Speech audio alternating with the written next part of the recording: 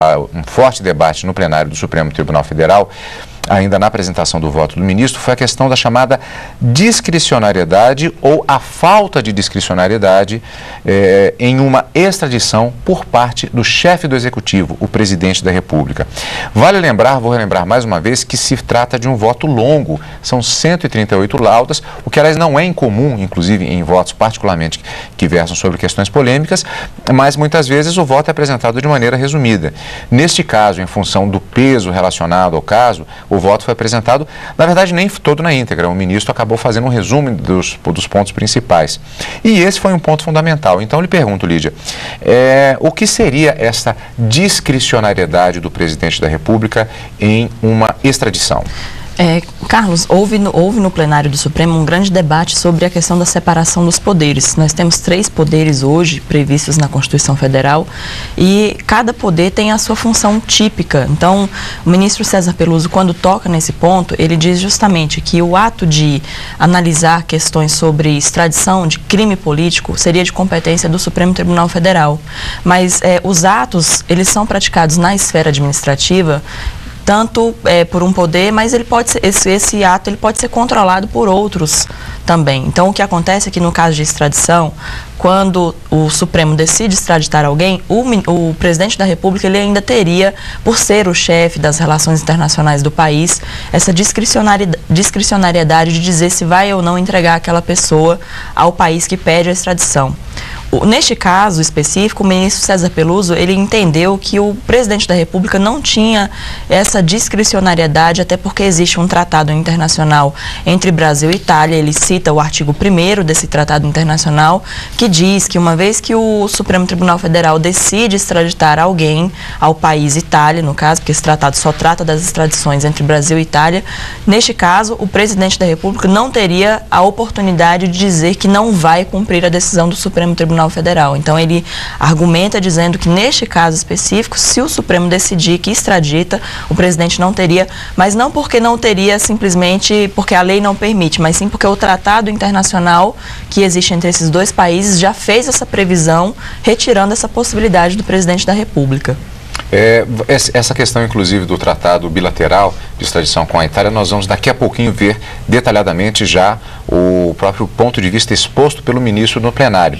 Mas primeiro vamos ver um outro trecho anterior do voto do ministro relator, justamente quando ele fala a respeito dessa discussão. Que eu me lembro, inclusive, Lídia, que houve muita polêmica durante todos os meses que antecederam esse julgamento, quando houve até manifestações no sentido de dizer que não.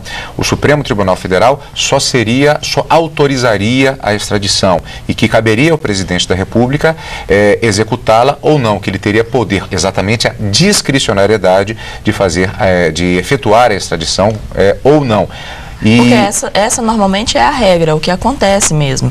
Só que se houver um tratado internacional, e esse é o argumento do ministro César Peluso, deve-se seguir o que está escrito no tratado. Mas aí justamente que vem a polêmica, você tocou exatamente nesse ponto. No próprio plenário, como vamos ver agora, o ministro César Peluso, ele defende que não há essa discricionariedade, o que causou uma polêmica no plenário, por conta, inclusive, do entendimento de outros ministros. Trata-se justamente, muito se insiste nesta questão, de uma questão colegiada de interpretação dos ministros. Outros entendem de maneira diferente. De maneira diferente, isso mesmo. Isso vai gerar, inclusive, uma votação em plenário. Vamos agora acompanhar o trecho do voto do relator, do ministro César Peluso, justamente neste ponto, e depois voltamos. Observe-se que o Estatuto do Estrangeiro, na hipótese de deferimento do pedido de extradição pela Corte, não confere ao presidente da República discricionariedade para efetivá-la ou não. Esta conclusão é confirmada pela regra excepcional prevista no artigo 89, caput, parágrafo único da Lei 6.815, que apenas atribui ao presidente da República a faculdade de adiar a execução da extradição em certos casos, mas nunca deixar de efetivá-la. Diz o artigo 89, quando o extraditando estiver sendo processado ou tiver sido condenado no Brasil por crime punível com pena privativa de liberdade, a extradição será executada somente depois da conclusão do processo ou do cumprimento da pena, ressalvado, entretanto, o disposto 67. Parágrafo único. A entrega do extraditante ficará igualmente adiada se a efetivação da medida puser em risco a sua vida por causa de enfermidade grave comprovada por laudo médico oficial. Quer dizer, insistindo bem nessa questão, vamos ver daqui a pouquinho que isso gerou, inclusive, uma votação, esse ponto de vista colocado pelo ministro relator, no qual ele foi acompanhado também por alguns ministros e outros não, entendendo que o presidente da República teria, sim, essa discricionariedade. Isso até também atinge a questão do ato praticado pelo ministro Tarso Genro, até porque a concessão do refúgio, um dos ministros manifesta nesse sentido, inclusive até recordo que foi o Eros Grau, o ministro Eros Grau, que ele fala que houve uma delegação do presidente da República ao ministro Tarso Genro, ministro da Justiça, para que concedesse esse refúgio. Então, aí surge a polêmica. O presidente da República mantém a discricionariedade de extraditar ou não, ou ele teria que se vincular àquilo que foi determinado pelo Tratado Internacional, ou ele tem a liberdade, em virtude da separação dos poderes, de realmente ir até contra a decisão do Supremo, que apenas autorizaria a extradição e ele executaria ou não de acordo com a sua discricionariedade. Houve esse debate. Lídia, e nesse ponto que nós vamos ver agora é quando o ministro toca justamente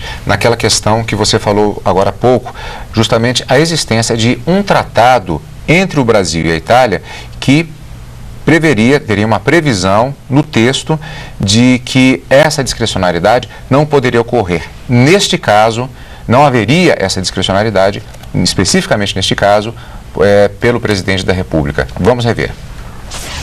Se de um lado não há previsão legal que confira ao chefe do Poder Executivo, diante do deferimento do pedido, poder soberano de decidir sobre a efetivação da extradição, de outro, releva que, comprometendo-se a desenvolver cooperação na área judiciária nessa matéria, acordaram a República Federativa do Brasil e a República Italiana, já no artigo 1º do tratado, a mesma obrigação de extraditar verbes.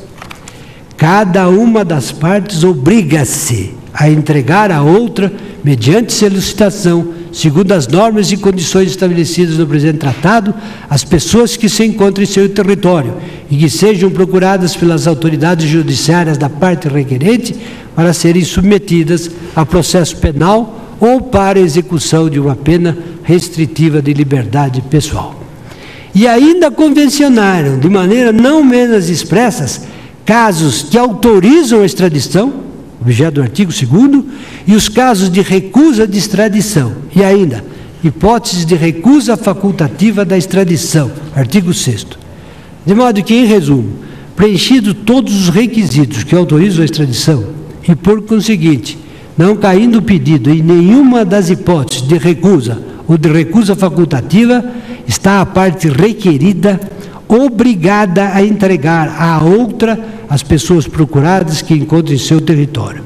Este é um princípio capital da teoria e da prática dos tratados, pois não tem nexo nem senso conceber que sejam celebrados para não ser cumprido por nenhum dos Estados contra eles. E assim, durante a exposição do voto do ministro relator, lembrando que a sessão começou pela manhã, houve por volta de meio-dia, 1h da tarde, um intervalo para o almoço, o retorno por volta das 2h30 da tarde para a apresentação, para a discussão e a elaboração de todo esse cenário pela apresentação do voto do ministro César Peluso. Desta forma, primeiramente, vamos recordar, vimos que houve a desistência de Cesare Battisti com relação ao agravo que foi apresentado na extradição. Passou-se a ter um duplo julgamento, um julgamento conjunto do mandado de segurança e da extradição.